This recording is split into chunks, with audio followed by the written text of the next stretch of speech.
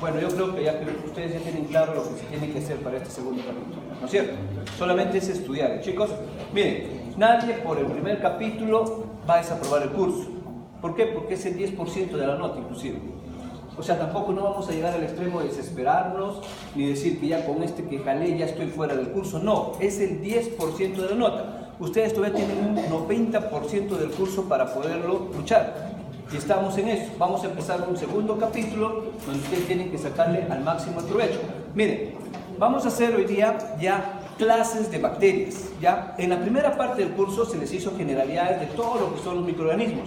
Se les dijo su metabolismo, se les dijo su genética.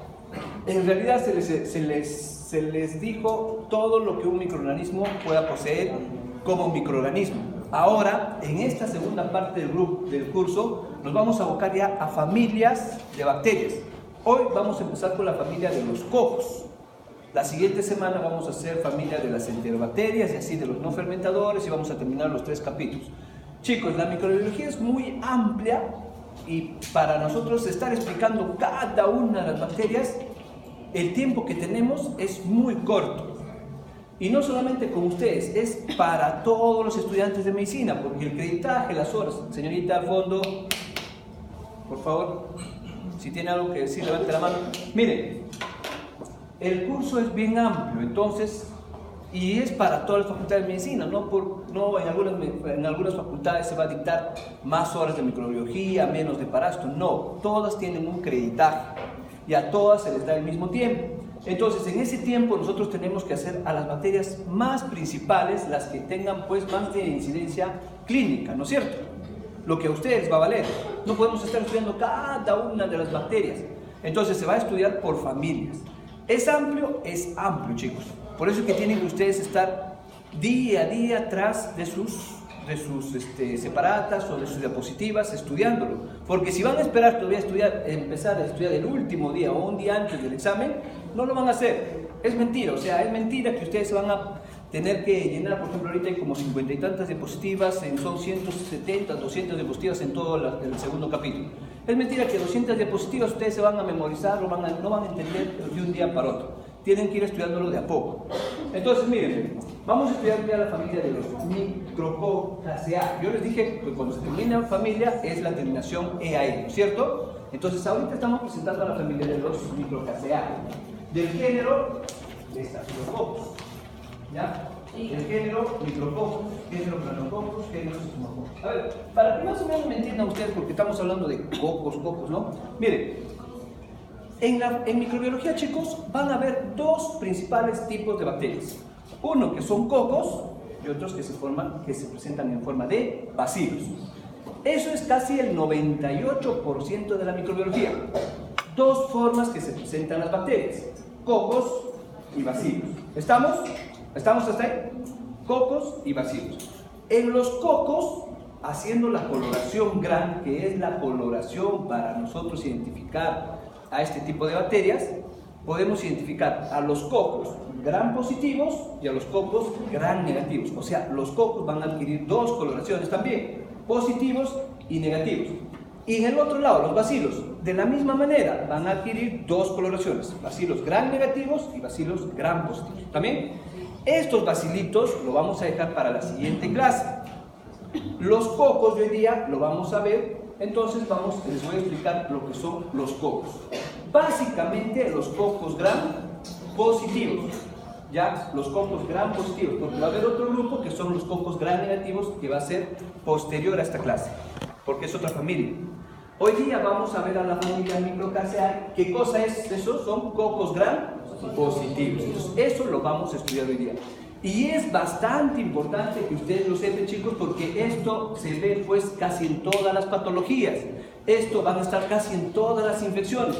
Por eso es que ustedes tienen que tener bien metido en la cabeza la familia de los cocos, por lo menos principalmente de estos tipos de cocos. Estafilococo, tenemos el micrococo, ahorita vamos a ver ya. El género estafilococo ahorita vamos a ver, pero hay 3 principales: estafilococo, estreptococo y enterococo, los 3 principales cocos que vamos a ver.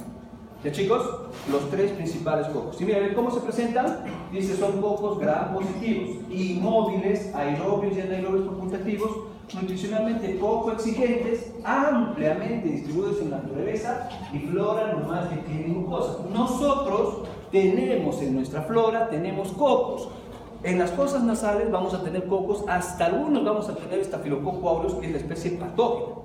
¿Ya? Va a haber el estafilococo ahí, el aureus inclusive. Entonces, esto está distribuido ampliamente en la naturaleza, inclusive en nosotros mismos está distribuido. Por ejemplo, en nuestra piel tenemos estafilococo epidermidis. Tenemos estafilococo epidermidis en nuestra piel. Entonces, convivimos nosotros con los cocos. ¿Está bien? Entonces vamos a estudiar a esa familia de los micronaceados, ¿ya? Vamos a empezar con el género de los estafilococos. ¿Cómo son los estafilococos? Son cocos, dice, gram positivos, catalasa positivos, anaerobios facultativos, agrupados en pares y racimos, flora normal y patógena. Ahora, para explicarlas, miren. Esta es la coloración gram. Cuando se hace un extendido y se colorea gram, ¿ya? Esa es la coloración gram. Miren, ¿cómo se presenta básicamente los estafilococos, chicos? Se presentan en forma de racimos, agrupados.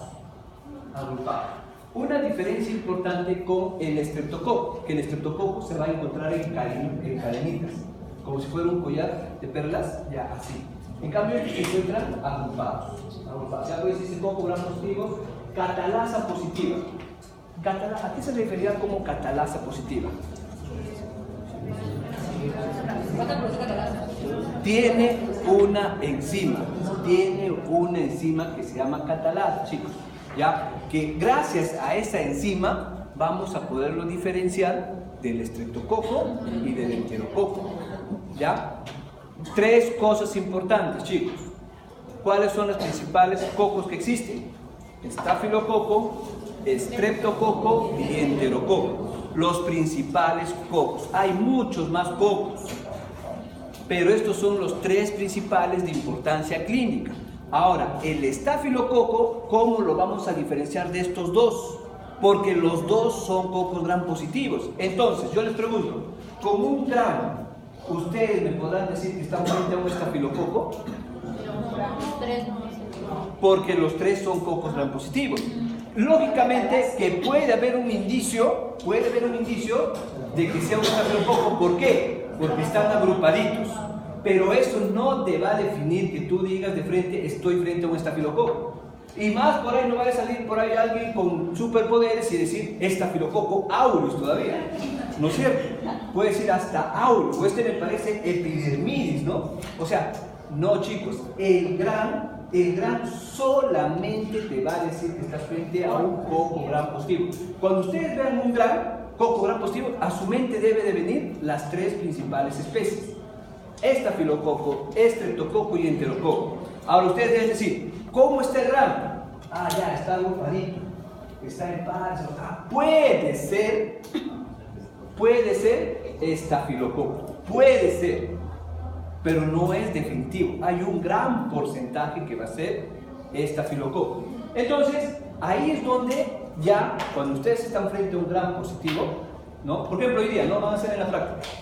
Van a agarrar una colonia, le van a hacer su coloración y van a ver coquitos, ¿no? Coquitos vamos a ver. Ustedes van a poder decir al profesor, ¿estamos frente a un estafilo o un estrepto? No le van a poder decir. ¿Por qué? Porque son tres principales las que son igualitas, que por la disposición puede ser estafilococo, ¿no es cierto? Entonces se tiene que recurrir a algo, a una prueba que solamente tiene estafilococo y no lo tiene el estreptococo ni el enterococo. Esa prueba se llama la catalasa. ¿Por qué? Porque esta enzima, chicos, lo tienen solamente los estafilococos. Entonces, gracias a esa enzima, y es sencilla, ¿por qué? Porque la catalasa es el peróxido de hidrógeno, que viene a ser el agua oxigenada. Entonces, ya les voy a mostrar cómo se hace la catalasa, ¿ya? Entonces, lo que quiero que ahorita que capten ustedes es que esta catalasa solamente la presentan los estafilococos. Si la prueba de la catalasa da positivo, quiere decir que están frente a un estafilococo. Si la prueba de la catalasa, ya les voy a enseñar cómo es una prueba catalasa positiva y una catalasa negativa, y en la práctica también lo van a ver. Si la prueba es una catalasa negativa, entonces estarían frente a estrepto o enterococo, pero ya descartaron el estafilococo. ¿Está bien? Entonces, la otra característica son anaerobios facultativos, agrupados en pares y racimos, como se presenta, y flora normal y también como patógenos. ¿Está bien? ¿Hasta ahí está bien, chicos? Miren acá. ¿Cómo hacemos ahora? Dentro de los estafilococos existen también otras especies. Cientos de especies de estafilococo. No van a pensar, ya, estoy frente a estafilococo y ya el estafilococo ahora sí ya sé y ese es el patógeno. No, dentro del estafilococo, chicos, ahora van a existir especies. Por ejemplo, tenemos el principal especie de los estafilococos. ¿Quién es? El estafilococo aureus. Después viene el epidermidis, saprofítico, hemolytico, ludinense, etcétera, etcétera, etcétera, de estafilococos. ¿Ya? ¿Quién nos interesa? ¿Lo vamos a estudiar a todos? No. El principal, el que produce enfermedades, el que produce, el que está en todas casi las infecciones, el que está en las intrahospitalarias, ¿quién viene a ser? El estafilococo aureus. Por eso es que está acá, el estafilococo aureus. Y después vienen otros estafilococos que se les denomina coagulasa negativa. Ahora ustedes miran, ahora el profesor viene con otro término, coagulasa. Cuando ustedes vean a la asa, ¿qué significa? Enzima. Ya están haciendo ustedes su bioquímica, ¿sí o no? Que de paso que están en un 80% de aprobados también creo que. Miren, la asa significa enzima. Es que yo soy amigo del doctor Palma, trabajamos en el mismo hospital y ya hemos cruzado notas. Entonces está casi igual, chicos. O sea, no voy a decir, yo no me voy a sentir deprimido ni mal porque estoy mal en el curso, mis alumnos no me entienden. Fui en el profesor Palma, me dijo igualito tampoco. Entonces, no te deprimas que estamos fallando todos. Docentes y alumnos estamos fallando. O sea, no solamente es uno, ¿no? Porque si estuvieran bien en bioquímica, ya al menos yo diría, ¿por qué mi curso o los chicos no están entendiendo, no les caemos bien, o no sé qué está pasando, ¿no? Ya. Chicos, cuando ustedes ven acá asa, agluteno con asa, son enzimas. Entonces, ¿qué quiere decir? Cuando nosotros tenemos la cantidad de estafilococos que tenemos conocidos, nos interesa ¿quién? El estafilococo aureus. Y el estafilococo aureus tiene que tener algo que no tienen las demás para que lo podamos identificar. ¿Qué cosa es ese algo que no tienen las demás? La coagulasa, la enzima coagulasa. ¿Qué quiere decir? Que el estafilococo aureus tiene enzima coagulasa. Por eso es importante tratar al estafilococo aureus cuando un paciente está infectado, porque este estafilococo produce coagulasa. ¿Qué quiere decir? Que te produce microcoágulos, te empieza a coagular el suero, el plasma. Por eso es que esos pacientes pueden llegar a un shock séptico, o sea, pueden llegar inclusive a la UCI. ¿Por qué? Porque se generaliza la infección, el paciente entra en coma y puede llegar a una muerte. Por eso es importante, porque este estafilococo aureus produce coágulos. Por eso es importante tratarlo a tiempo. Entonces, como se sabe que este estafilococo tiene coagulasa, que es la que va a coagular, entonces se le emplea también a favor para su identificación en el laboratorio. Entonces se hace una enzima, o se hace una prueba que se llama la coagulasa, que también ya les voy a explicar al final de esto. ¿Está bien? Entonces, se va a diferenciar el estafilococo aureus, que es el que nos importa, chicos. ¿Por qué? Porque es ese patógeno. Cuando la coagulasa es positiva y cuando la coagulasa es negativa, estamos frente a todos los demás estafilococos. ¿Está bien? Ahora ustedes miran, pero profe, ¿cómo sabe que usted está frente al saprofítico? Muy bien. ¿Cómo sabe que usted está frente a un epidermidis? Hay pruebas para cada uno de ellos, chicos. Pero si nosotros nos vamos a abocar a los principales nos abocamos. No estoy diciendo solamente que solamente el aureus nosotros en el laboratorio lo vamos a identificar. No. Hay unos 3 más que también es importante identificarlo, pero que es en baja incidencia, como por ejemplo el saprofítico y el hemolítico. Estafilococos que se identifica también en el laboratorio fácilmente. Y ahora, como hay los sistemas automatizados, meten a un cassette la cepa, a un cassette, ¿ya? Ahí están todos los sustratos, las enzimas, todo para que actúe la bacteria y te da el nombre y el apellido a cabo de 6 horas. Ya no estás haciendo coagulasa, ya no estás haciendo catalasa, ya no estás haciendo nada. Solamente aíslas la bacteria, lo disuelves, lo metes en un panel, o sea, se llama un cassette, como un celulares, donde están ahí adentro, están todos los sustratos que la bacteria va a utilizar.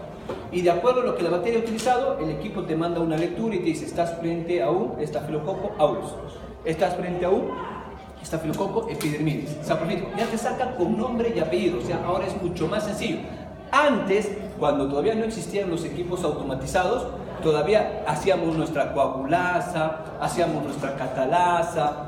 Para epidermidis teníamos que hacer otras pruebas con otros discos, o sea, eran más procedimientos, pero al final llegábamos a identificar a los principales.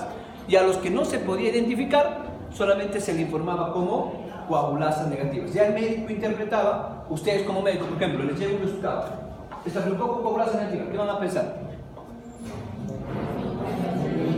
Que no es el aureus, que es el principal, ¿sí o no? Porque ustedes van a estar preocupados en su aureus. ¿Por qué? Porque es el que produce coágulos. Y es el que puede matar a tu paciente. Pero si te llega coagulasa negativa, ustedes pueden estar un poco más tranquilos, pero no les estoy diciendo que tampoco lo van a dejar al paciente. Pero ya pueden ustedes estar más tranquilos, porque saben que no es el aureus que es el más peligroso. Entonces ustedes pueden decir, pero ahora ¿qué coagulasa negativa me estará diciendo el laboratorio? El laboratorio ya no tiene capacidad para poder hacer otros exámenes para decirte que estafilococo es. Pero sí te va a mandar un antibiograma. Y a ustedes los que les va a interesar es el antibiograma. Te va a decir, este estafilococo coagulasa negativa, usted lo va a matar con tal antibiótico. Lo único que ustedes tienen que ver es cuáles son sensibles los antibióticos para matar a ese coagulasa negativa. Porque en los laboratorios pequeños, chicos, donde no hay equipos automatizados, todavía se hace en forma manual. Se hace la coagulasa, se hace la catalasa, se hace otras pruebas. En cambio, en los hospitales grandes, en los hospitales donde ya pues de nivel 4 o 5, todo es automatizado. Porque la cantidad de muestras que vienen ya no te permite hacer prueba por prueba, bacteria por bacteria. Ya todo es en grupo y con cassettes. Y te da de una vez la lectura y te da el antibiograma de frente en 12 horas. Antes todavía demorabas 2 días o 3 días. Se sigue demorando en laboratorios pequeños, se sigue demorando todavía la microbiología, porque es día a día incubando y todo. En cambio, la automatización reduce todo eso, y ahora en los hospitales grandes, por eso es que los resultados salen en 2 días máximo con todo su antibiograma.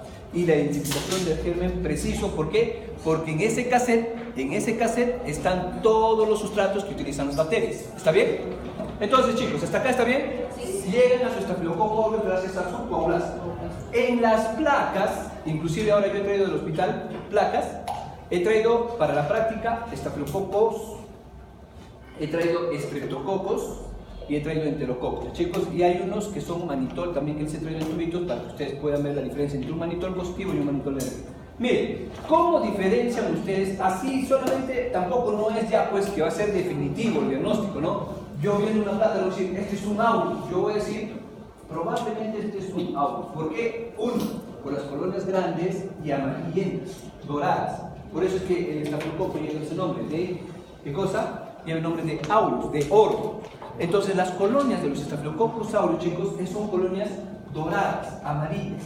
Mientras que de los otros estafilococos son colonias blanquecinas.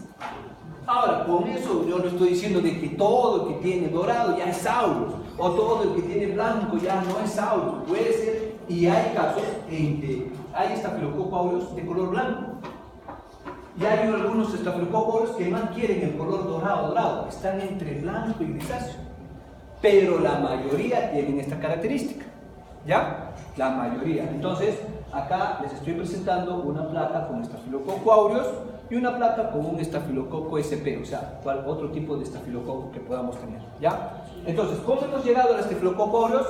Gracias a 2 enzimas. ¿Cuáles son esas 2 enzimas?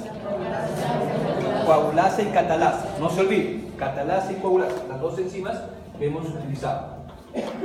¿Cuál es la estructura del estafilococo aureus, chicos? Eso es importante, ver su estructura para que ustedes puedan entender por qué el estafilococo aureus es patógeno y por qué el estafilococo aureus tiene gran patogenicidad. Tiene una cápsula polisacárica en la parte externa, tiene peptidoglicano, la pared de las bacterias, ¿no? Una gran cantidad de peptidoglicano, eso ya lo de la primera parte, ¿no? Gran cantidad de peptidoglicano, las gram positivas, y las gram negativas tienen una pequeña cantidad de peptidoglicano. Tienen ácido clorhídrico, tienen la proteína, la membrana citoplasmática y la coagulasa que les decía, ¿ven? Acá está la coagulasa. De todos estos, chicos, el más importante es este, ¿ya? Apunten la proteína A. ¿Por qué la proteína? Eso es un factor de patogenicidad, la proteína A. Miren ahí. A ver, ¿quién puede explicar lo que se está viendo ahí? De la proteína.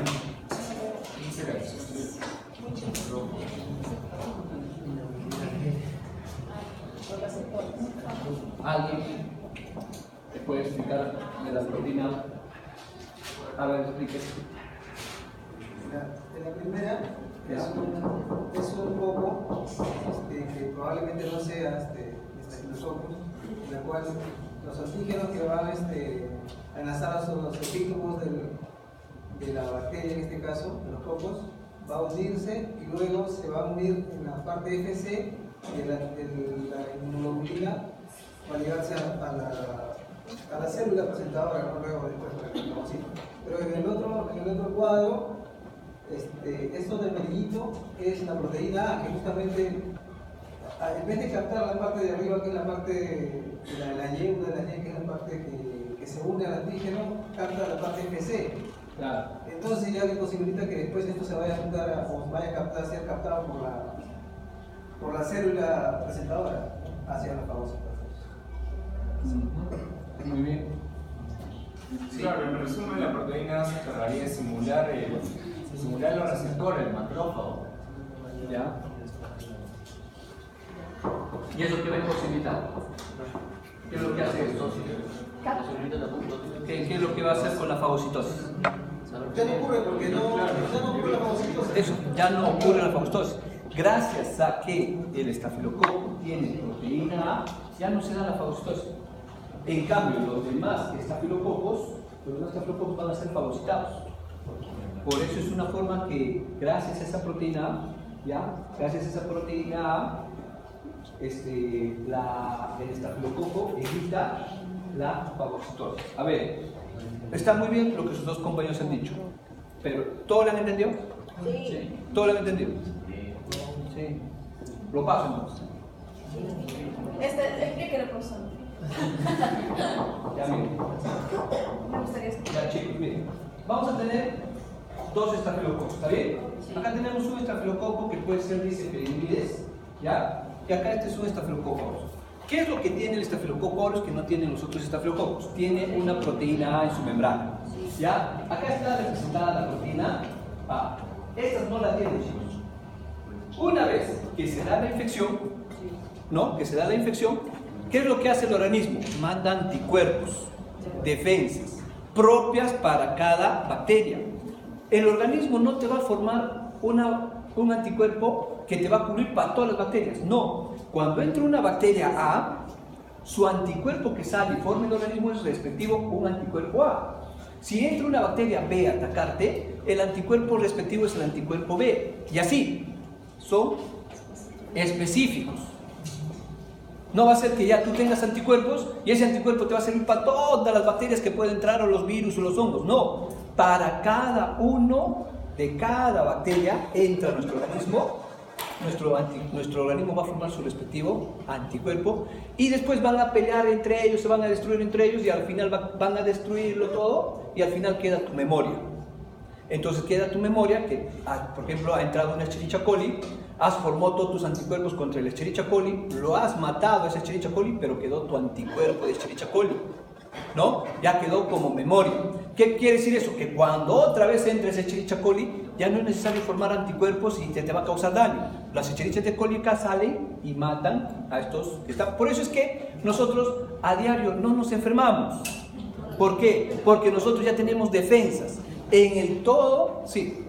¿Y qué pasa con esas vacunas que son inyectadas por los bebés? O sea, no le ha atacado la enfermedad, sino que es como que un tipo de inmunidad. Claro. Entonces, ¿qué es lo que pasa? Porque ellos puedan saber que son como que virus activos, atenuados. Lo que pasa es que en las vacunas, chicos, en las vacunas, casi un 99% te aplican organismos, microorganismos. Es que la vacuna es eso, te aplican al mismo germen, pero muerto, atenuado, que no te va a producir una enfermedad activa. Va a entrar muerte. Cuando ingresa a tu organismo, el organismo lo reconoce como extraño y va a formar el respectivo anticuerpo. El organismo no está formando solamente para los virus. el organismo, todo extraño que entra en tu organismo, lo va a detectar como extraño y va a formar el respectivo anticuerpo. Sea vivo o muerto. No, sea vivo o muerto. Lo que el organismo va a hacer es formar el anticuerpo, nada más. No es que lo va a destruir ahí, va a ir a atacarlo. No, el organismo lo va a eliminar solo. Eso, lo va a eliminar solo. Pero ¿cuál es la función de la vacuna? Prevenir la enfermedad. No vamos a esperar todavía nosotros tener, por ejemplo, una hepatitis, cuando hay vacunas para hepatitis, porque antes no había vacuna de hepatitis. Nos infectábamos, cuando estábamos trabajando en el hospital, nos infectábamos con una hepatitis y ya éramos chicos. Porque la hepatitis C, solamente tú necesitas un INCOM para que tú puedas adquirir hepatitis B. Mientras que con el HIV todavía necesitas una gota de sangre para que te infectes. Entonces, si ustedes se pinchan con un paciente con HIV, con agujas de un paciente de HIV, tienen menos probabilidades, 25 veces menos, que adquirir que cuando te infectas con una hepatitis B. Cuando ustedes se pinchan con un paciente que tiene hepatitis B y ustedes no están vacunados, la probabilidad de que ustedes se infectan es alta, casi al 100%. Por eso es que ahora todos, cuando van a hospitales, internados y todo, ya tienen que tener sus vacunas de hepatitis B. Todos los de salud tienen que tener sus vacunas de hepatitis, porque ha habido muertes. En cambio, todavía en HIV, todavía pues, es muy raro que haya alguien se haya infectado. Pobrecito, ¿tiene algo que comentar? Ya. Entonces, es muy raro que un paciente que algún trabajador de salud o estudiante o practicante interno se haya infectado con HIV al pincharse. Es muy raro, ya, por la carga viral, porque necesitas todavía casi 50 veces de lo que necesitas, o 25 veces lo que necesitas para el HIV, para el hepatitis B. Entonces, la vacuna lo que hace, ¿qué cosa es? Prevenir. No vas a esperar todavía pincharte con una hepatitis B para que tu organismo empiece a formar los cuerpos contra la hepatitis B. No, lo que hace la vacuna es inyectarte virus muertos, atenuados, fragmentados, parte de ese virus, a tu organismo mediante la vacuna. ¿Para qué? Como van a entrar muertos, no te van a producir ningún daño ni van a dañar nuestro organismo. Pero como el organismo lo reconoce como extraño, porque está entrando algo extraño al organismo, empiezan a formar anticuerpos contra la hepatitis B. Entonces, esas partículas se van a ir y van a quedar los anticuerpos ahí. Cuando ustedes se pinchan con un paciente que tenga hepatitis, ya tienen el anticuerpo formado y va a ir a atacar de frente al virus y lo va a destruir. Y por lo tanto no enfermamos. ¿Se dan cuenta? La vacuna es para prevención y así podemos prevenir para todas las enfermedades, podemos vacunarnos para todo. Pero no, nos vamos a prevenir para las más de repente mortales y las más principales, por lo que los demás lo vamos a adquirir en nuestra vida. Un niño por eso es que tiene menos defensa que un adulto. ¿Por qué? Porque recién está en contacto con la naturaleza, está en contacto con todas las bacterias, con todos los virus. Nosotros, ustedes ya pues están en contacto en toda su vida, 20, 25, 30 años, ya están en contacto pues con muchas bacterias, en toda su vida han tenido contacto con muchas bacterias. Y yo les aseguro que ustedes ya que han ido a un hospital, o ya algunos que trabajan en hospitales inclusive, tienen más anticuerpos formados que sus familiares que no trabajan en un hospital. ¿Por qué? Porque ustedes salieron a un hospital, ya están adquiriendo bacterias, hongos de ese hospital, y tu organismo reacciona y forma sus respectivos anticuerpos y no nos estamos enfermando. Porque la cantidad que estamos aspirando, la cantidad que estamos en contacto es poca. Pero el día que nosotros enfermamos, ¿es por qué? Porque la cantidad que ha ingresado a nuestro organismo es mucho mayor y nos produce la enfermedad. ¿Se dan cuenta? Ahorita mismo, ustedes comen en la calle, ¿no es cierto? Muchos. ¿Saben lo que están comiendo? ¿Saben lo que están ahí? Ustedes pueden estar ingiriendo y su organismo está ya adaptándose a todo eso, a las bacterias que puede haber en las comidas. Acá ya varios debemos tener anticucaracha, antimosca, debemos tener ya todos esos anticuerpos que nosotros vamos a tener en contacto. Y así, un mendigo, una persona indigente de la calle, tiene mayor cantidad de anticuerpos que nosotros, que estamos en los hospitales. Porque él, como está en el basurero, está trabajando en ese ambiente, come de la basura, consigue esto, su organismo pues está adaptándose, tiene anticuerpo para todo. Pero lógicamente llega un momento en que eso también va a declinar y el paciente fallece, muere. No es que esté bien nutrido, no esté bien superdotado, no. Su organismo produce anticuerpos. Entonces, miren chicos, a lo que yo voy. Cuando se ha infectado con estafilococo nuestro organismo, tiene sus anticuerpos que salen, ¿ya? Tienen sus anticuerpos que salen. Acá están los anticuerpos.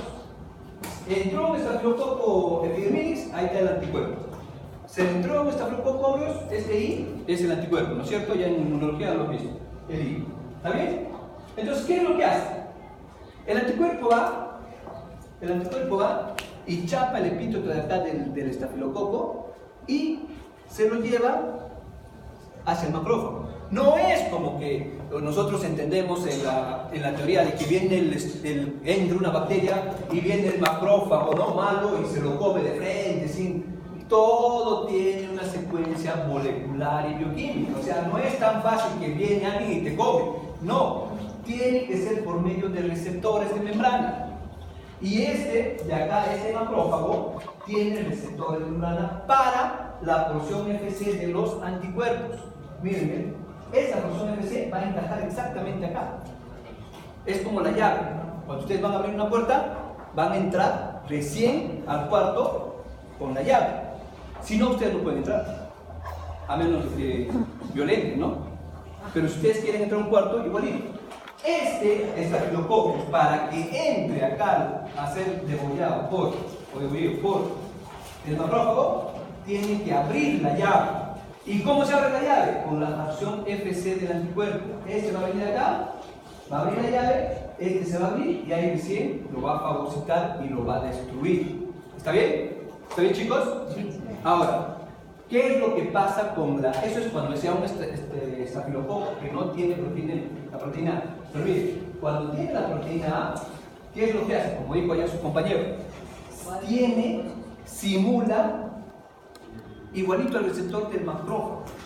Por lo tanto, cuando este va al anticuerpo, se pega acá. ¿Ven? En vez de abrir acá la llave, se va acá. Bloquea. O sea, esta proteína está bloqueando la acción de ¿quién? De la llave. Es como que alguien viene y la llave te quita. Ah, ya, yo no quiero que entre, te quito la llave. Entonces, esta proteína lo que hace es quitar la llave. ¿Y cómo lo quita? Porque tiene un receptor, o sea, la proteína es un receptor semejante al receptor de acá. Entonces, este se pone acá, se pone acá, se pone acá, y ya no tiene cómo abrir la llave para entrar al macrófago. Por lo tanto, este estafilococo sigue circulando normal en tu organismo y ha evitado la fagocitosis. ¿Está bien? Ha evitado la fagocitosis. ¿Por qué? Porque en vez de abrir la llave de acá, se ha ido hacia la llave de la proteína A, que es semejante. ¿Cuál? El fin de esa bacteria. No, acá el fin de la bacteria es sobrevivencia, pues. O sea que no va a ser fagocitada. ¿Por qué? Porque tiene una proteína semejante a la proteína del fagocito. Al no poder entrar, como ya está bloqueado, no puede entrar acá. Entonces el fagocito no lo va a reconocer, el fagocito va a pasar de frente y la bacteria va a seguir en nuestro organismo. Por eso es importante saber ante qué estafilococo estás. ¿Por qué? Porque si ya estás frente a estafilococo aureus, tú sabes que él tiene mejores mecanismos de defensa que los demás otros estafilococos. Mejor porque tiene una proteína que los demás no tienen. En cambio, si ustedes están infectados por un estafilococo epidermidis, por ejemplo, ustedes saben que su fagocito lo puede eliminar. Y todos tenemos fagocito, todos tenemos macrófago. Entonces sabemos que nuestro macrófago lo puede eliminar, ¿sí o no? Porque fácilmente ustedes van a decir para captarlo y lo va a eliminar. En cambio acá nosotros ya no contamos con nuestro macrófago. ¿Por qué? Porque la bacteria tiene un mecanismo. Y así, chicos, solamente chicos, es un ejemplo de que les digo de lo que tienen las bacterias. Las bacterias tienen cientos de mecanismos de defensa que ya en el curso vamos a ir explicando probablemente la mayoría de ellas. ¿Por qué? ¿Por qué esos mecanismos de resistencia de bacterias? Gracias a que tienen estas cositas que hacen de que el organismo, de que ese microorganismo puede seguir vivo. Entonces vamos a ver estafilococo aureus, mecanismos de patología. Ahí están los determinantes patogénicos principalmente. Tenemos la cápsula, ya tenemos que tienen ácidos glicólicos, proteína A, la principal, ¿no? Es la que va a evitar la fagocitosis. Enzimas, como miren, la catalasa, la coagulasa, la lineasa, la amilasa, beta-lactamasa, todas las asas, ¿no es cierto? Asas son enzimas. Y tienen toxinas también, la leucocidina, la escoletina, toxina. Señorita, estamos en clases, ¿qué pasó? Soy aquí. ¿Puedo pasar. Sí, pero estamos en clase. Pero tengo un percance. Sí, voy a abrir dentro de 15 minutos. en el Para el receso. pasito. ¿Pasito? Chao, chao, chao. Estamos en clase teórica. Sí, pero ¿y el examen? Es en otro grupo. En el otro grupo, señorita. ¿El de la... ¿Quieres el otro grupo? No, ella está Ella está en el laboratorio. Ella está en el laboratorio. Te va a abrir. ¿Qué pasa? Por favor, pasa que pasa. Todavía no hemos dado el favor, que va a ser dentro de 15 minutos. En 15 minutos voy a abrir la puerta para que puedan pasar los que han llegado tarde. ¿Ya? No le entiendo. ¿Qué examen está hablando? Los pasitos se llegan. El pasito de acá. De frente es. ¿No han dado su frente todavía ustedes? Pero ustedes dan en el segundo grupo todavía, pero sí, ¿no? Claro, estamos en el laboratorio, ya nos iba a dar acá. Ya se va a dar en el laboratorio porque ya están habilitados ya todos los laboratorios. Ya, o sea, ahora ya van a hacer los exámenes en los laboratorios. Ya, leucocidina, escoletina, toxina, enterotoxina, son las toxinas principalmente como determinantes del cuerpo. Acá también, chicos, acá estoy resumiendo las principales enzimas intracelulares: coagulasa, lipasa, catalasa, hidrogenasa, las principales, como saben, la coagulasa y la catalasa, ¿no? Y nos va inclusive a ayudar a estas, gracias a esta enzima nos va a ayudar, ¿qué cosa? A diferenciar el Staphylococcus aureus, que es el que nos interesa, ¿no? El patógeno. ¿Qué patologías producen? Miren, tienen infecciones cutáneas como el impétigo, el anthrax, forúnculus, celulitis, todo lo que ustedes puedan ver, ese tipo de en la piel, como granitos, como abscesos y todo eso, generalmente, no solamente estoy diciendo que va a ser por el aureus, puede ser también por otro tipo de estreptococos, pero se da por este tipo de estafilococos, ¿no? El aureus. Puede darse el síndrome de la piel escaldada, intoxicaciones alimentarias, abscesos, celulitis, neumonitis. O sea, como ven, es una gran variedad de patologías. Acá entre los principales cuadros, miren cómo tenemos el forúnculo. Ustedes habrán visto este tipo de lesiones probablemente, ¿no? Los forúnculos que le llaman. Eso cuando se revienta, ahí hay pus, ¿no? Como se revienta, ahí uno hace el cultivo y te va a salir probablemente un estafilococo aureus. O sea, es el que está causando ese tipo de lesión. Igualito acá, ¿ven? Como unos granitos que inclusive con costrosas. Miren, este se llama anthrax. Acá tenemos algunos otros cuadros. Mira, el impétigo tóxico también. Acá también cómo se forma, miren, de colores rojizos. Mira el síndrome de la piel escaldada, ¿no? Cómo puede producir todo eso.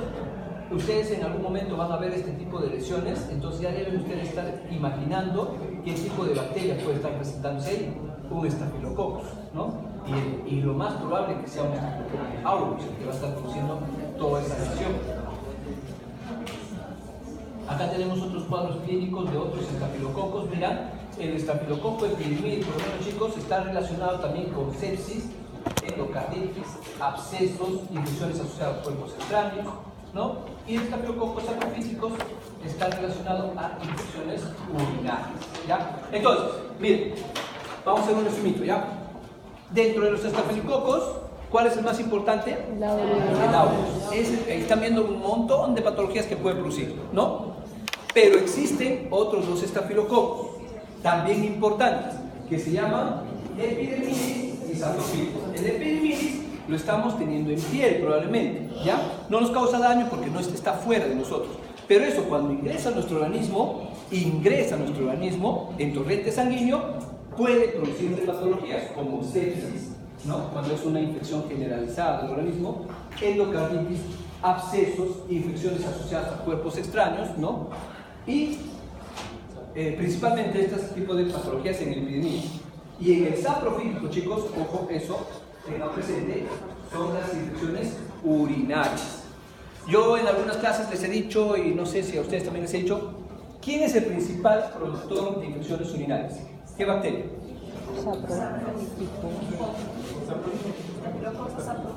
A ver, de nuevo la pregunta. ¿Quién es el principal productor de infecciones urinarias?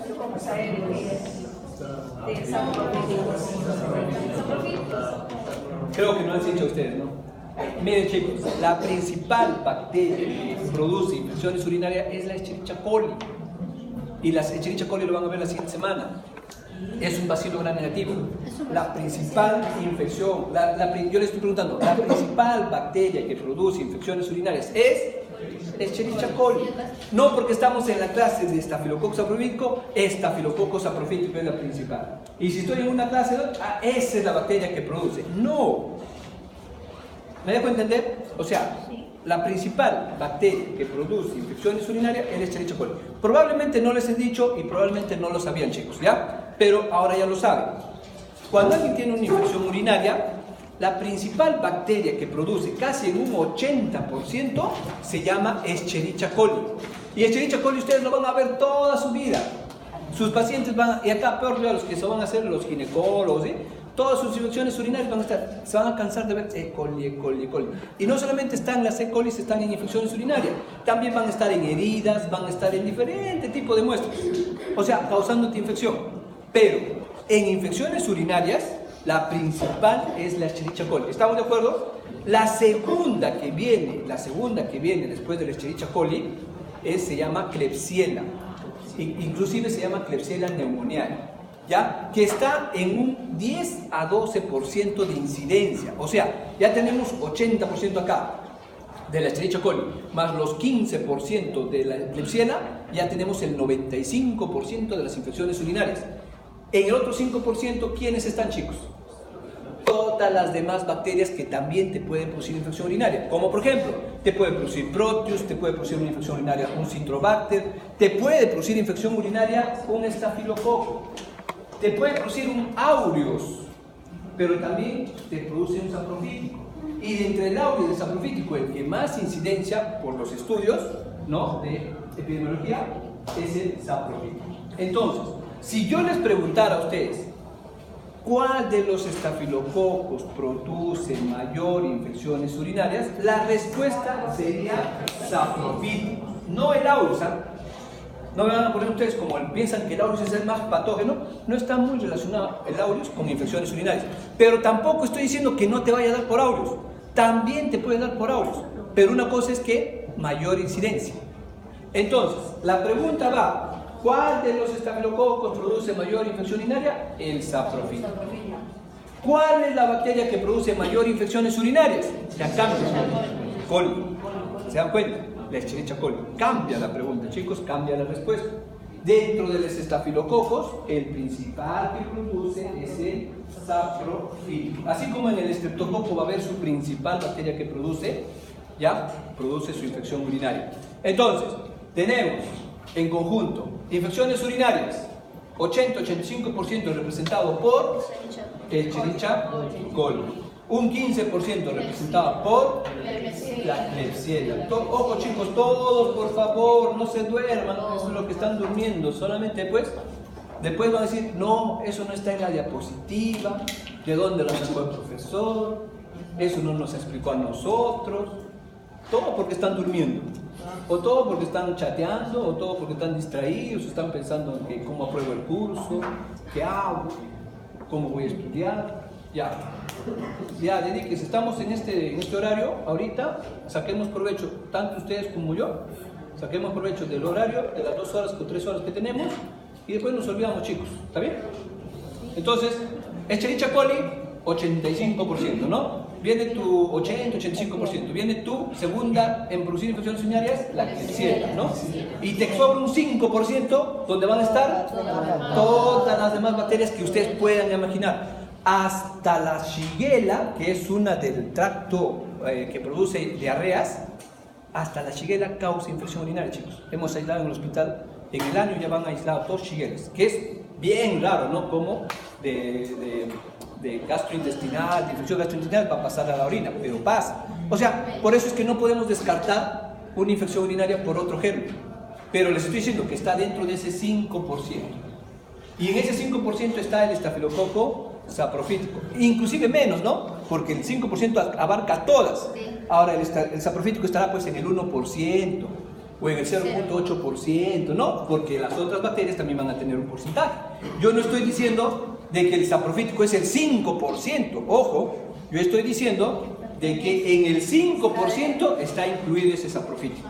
Y sí estoy diciendo que dentro del estafilococos, el saprofítico es el que produce mayor infección urinaria. O sea, que se ha tenido infecciones de 100 pacientes con estafilococos. Solamente hemos aislado los estafilococos. De esos, por lo menos unos 60 o 70 habrá salido saprofíticos. Habrá salido después un 20% de epidermidis y un 10% de aureus, por decir, ¿no? Pero ha predominado el saprofítico. Bien, chicos, entonces, hasta ahí.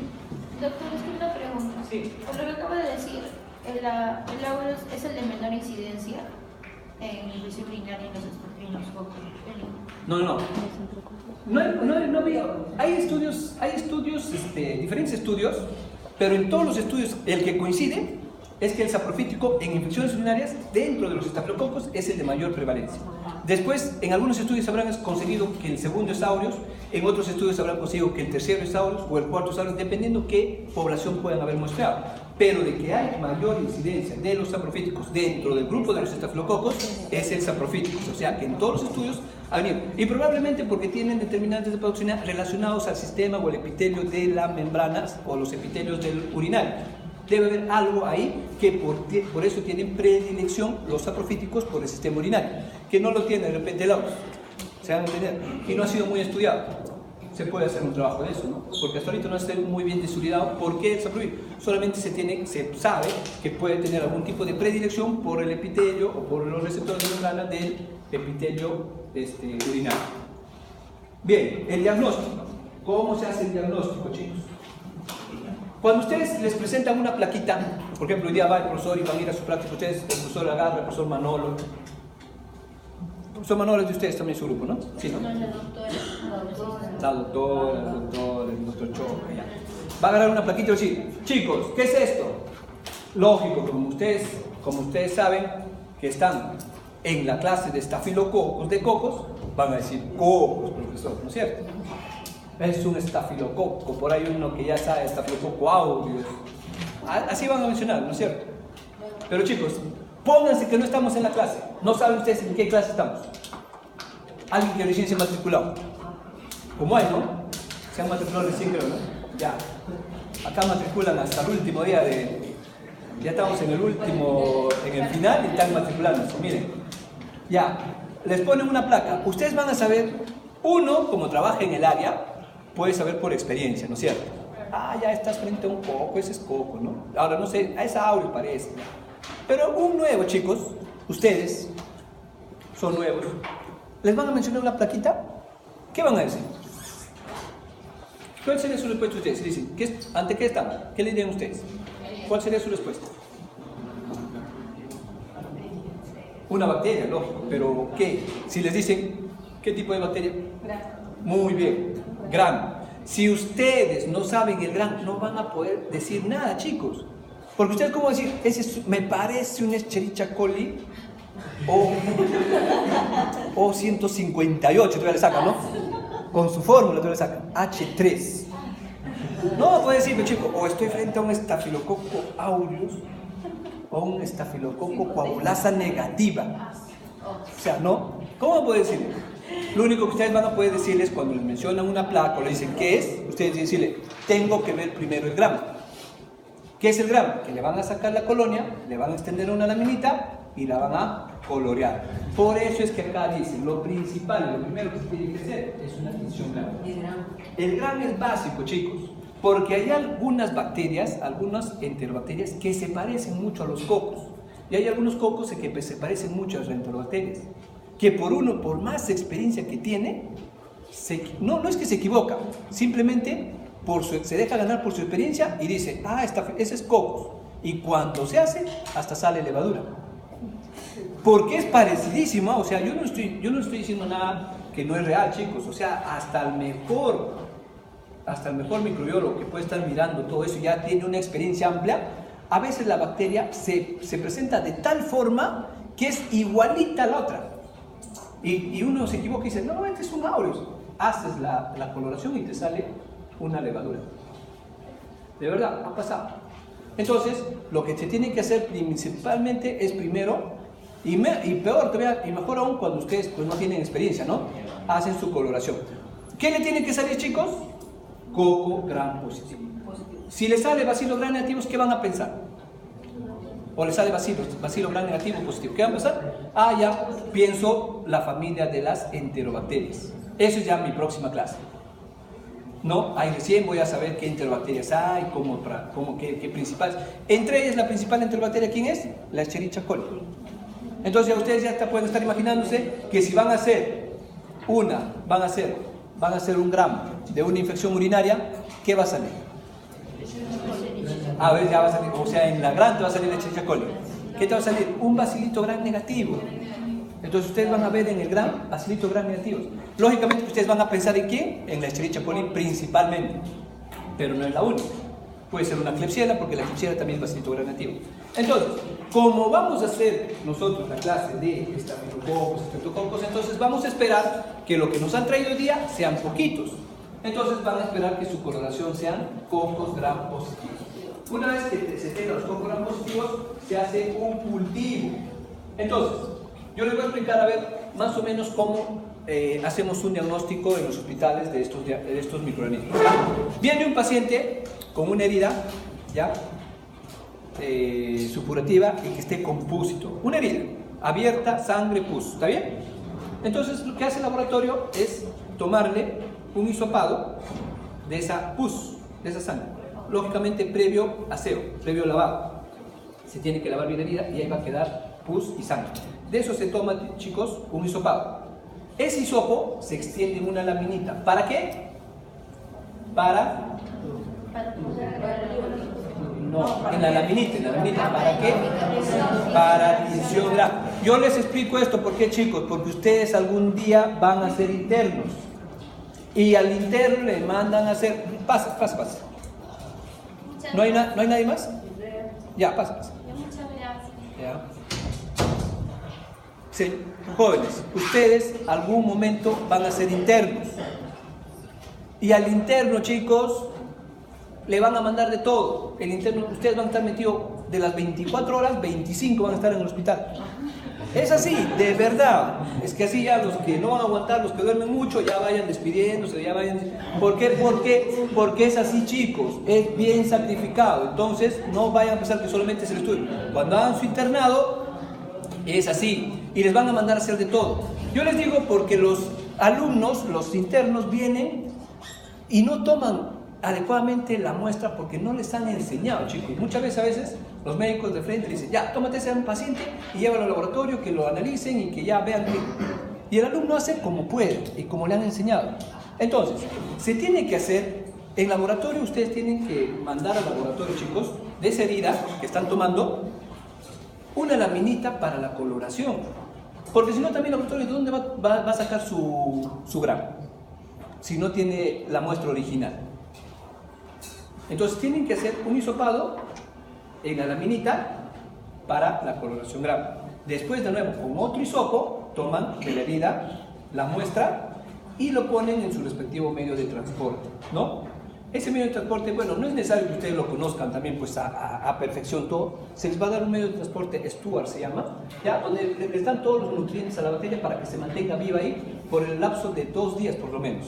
O sea que si esa muestra no es cultivada, al cabo, en el momento, puede resistir, gracias a ese medio de transporte, puede resistir 2 días. O sea, podemos hablar de que en 2 días todavía vamos a poder recuperar a la bacteria.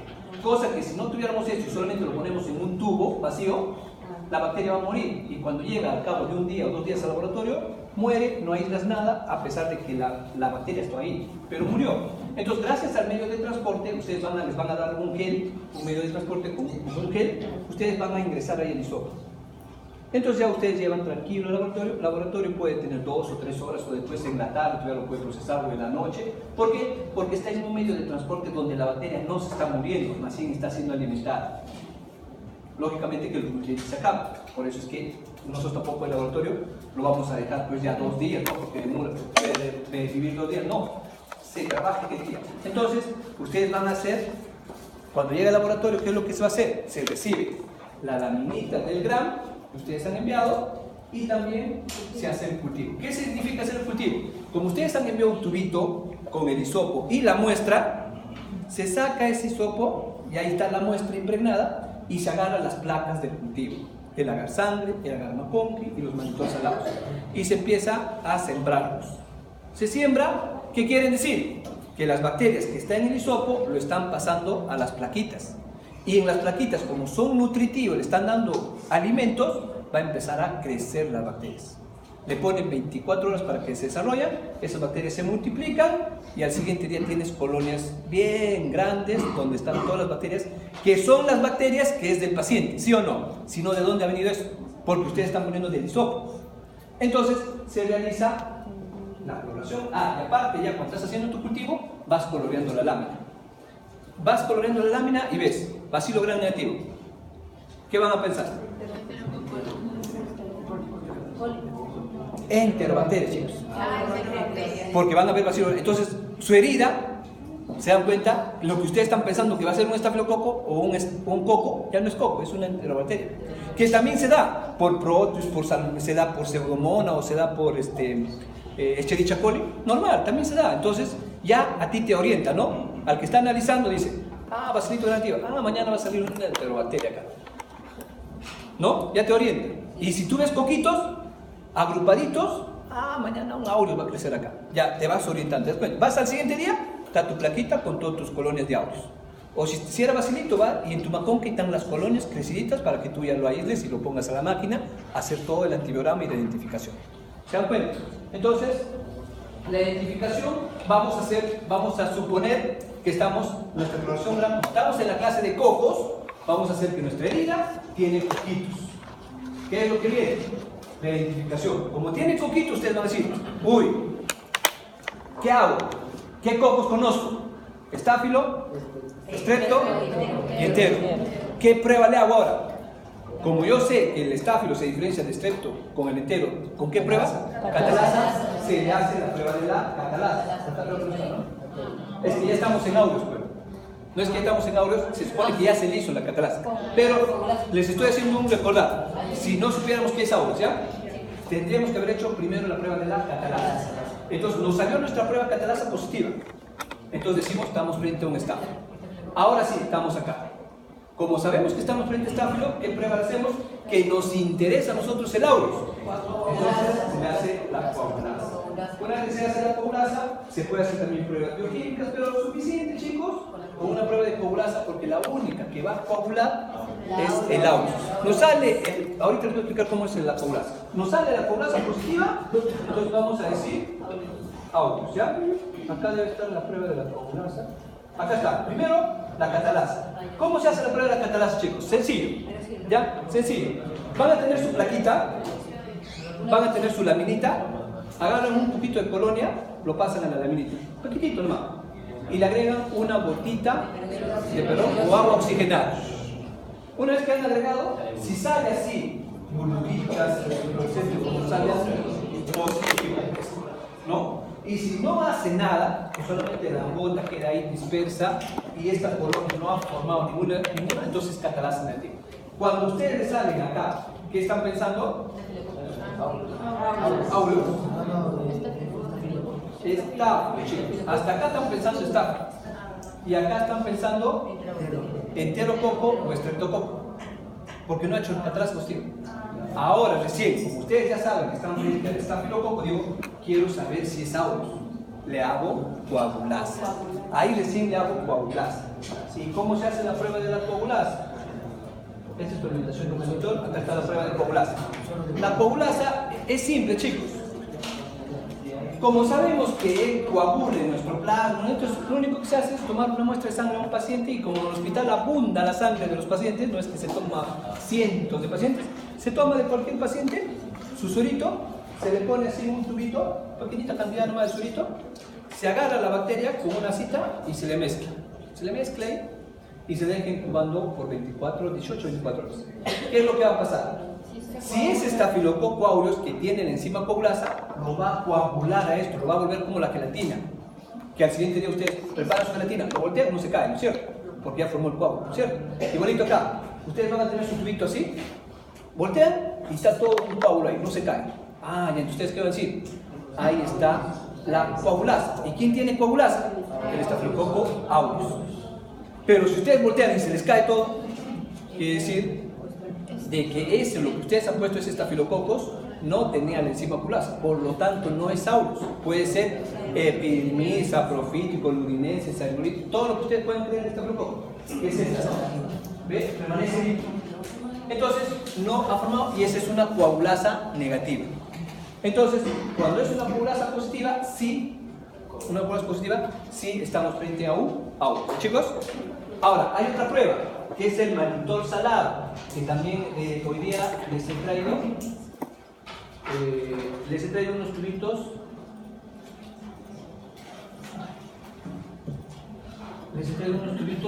Del mannitol salado.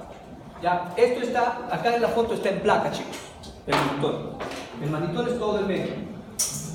Ya, pero yo les he traído hoy día del hospital, me he conseguido, ojo chicos, por si acaso, van a entrar a la práctica sus guantes, ¿ya? Porque todo lo que he traído son patógenos, han matado a cientos de pacientes esas bacterias, entonces tengan cuidado, no van a ser ustedes que van a llegar a la UCI, no los quiero ver ahí en la UCI y todo, reconociéndolos.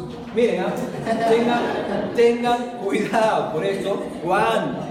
El que no ha traído guantes, mejor que solamente miren, porque son bacterias patógenas, chicos. De todas maneras, es una broma que les digo que son mortalmente, todo, pero de todas maneras hay que tener cuidado porque saben que vienen de aislamientos del hospital.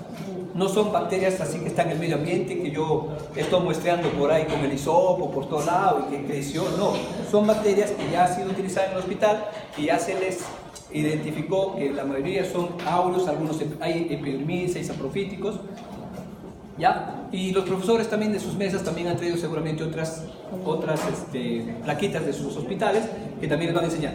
Uno de ellos, otra prueba para identificar el aureo, chicos, es el mannitol salado. Por sus altas concentraciones de sal, ¿ya? Y porque tiene un indicador que se llama mannitol, se le puede identificar el estafilococo aureus. ¿Cuándo? Cuando vira de este color amarillo.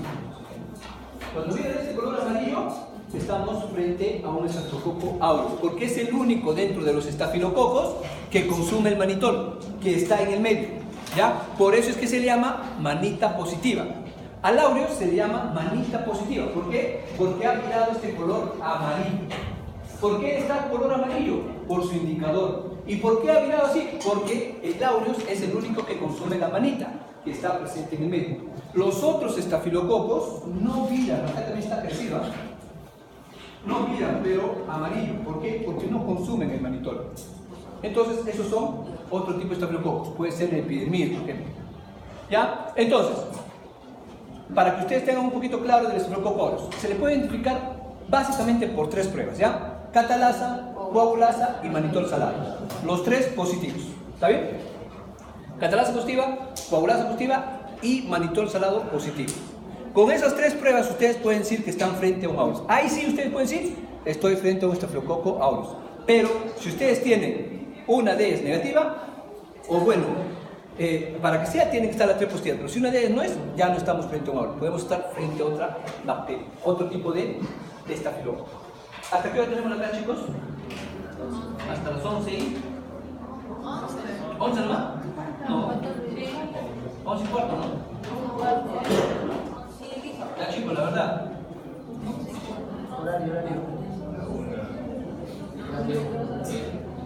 Epidemiología de estafilococo aureus, portadores del 15 al 30%, miren, de adultos. O sea, hay portadores, como les dije, vive con nosotros, está parte de nuestra flora. La transmisión se da de persona a persona, en el aire, por vómites. ¿Qué es vómites?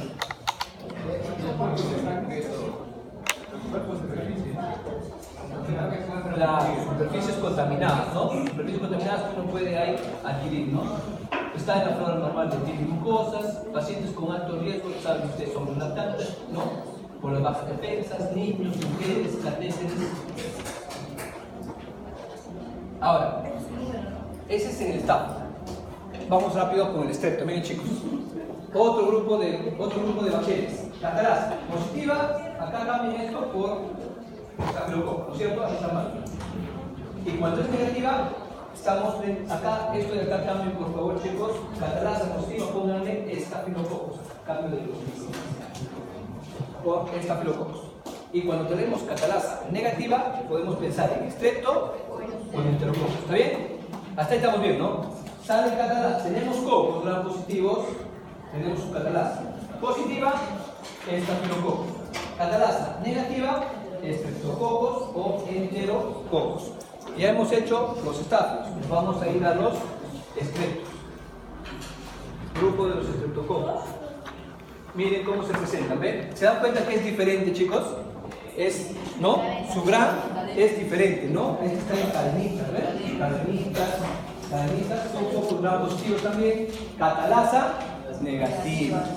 Este es catalasa negativa, ¿se dan cuenta? Ya lo diferenció, ¿ves? Esta no tiene la enzima catalasa. A ustedes cuando les ponen una tablet y les ponen al costadito positivo y al costadito negativo, el positivo significa que tiene esa enzima o tiene ese sustrato que está poniendo ahí. Si se pone negativo, quiere decir que no lo tiene. Por ejemplo, acá dice catalasa negativa, quiere decir que este estreptococo no tiene la enzima catalasa, no lo presenta. ¿Ya? Anaerobios facultativos agrupados en pares y cadenas y también son saprófitos, o sea, vive con nosotros también y también son patógenos, igual que el estafilococo. Vamos a ver cómo se clasifican los estreptococos. A ver, chicos, los estreptococos. Los estreptococos nosotros lo vamos a identificar, o cómo se va a clasificar, o cómo se hace el diagnóstico de esto. Es en base a su hemólisis. ¿Y en qué medio vamos a ver hemólisis? Sangre. ¿Mapón qué? Sangre, porque es el único que tiene hematíes. ¿Y por qué en el agar sangre de carnero más que en el agar sangre humano?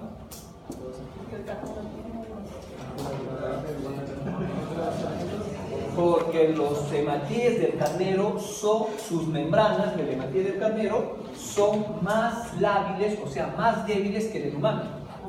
Por eso es que se ve mucho mejor la hemólisis en un agar sangre de carnero que en un agar sangre humano. Que también se ve, chicos.